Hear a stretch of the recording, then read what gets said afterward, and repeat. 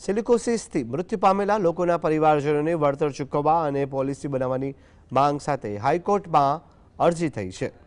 અરજદારોએ silicosis અસરગ્રસ્ત શ્રમિકો માટે અન્ય રાજ્યની જેમ કોમ્પ્રિહેન્સિવ પોલિસી બનાવવા માંગ કરી।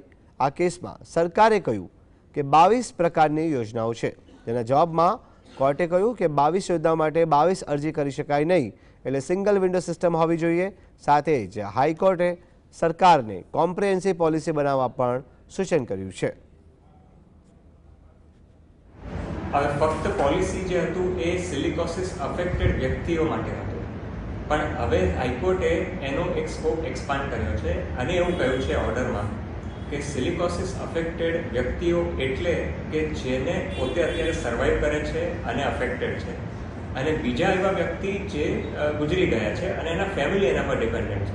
એટલે આ પોલિસી એ બંને વ્યક્તિઓ અને બંને કેટેગરીમાં લાગુ પડશે। એવી રીતે પોલિસી લાવવામાં આવે એવું પ્રપોઝલ સરકારને કહ્યું છે અને એમાં ડિરેક્શન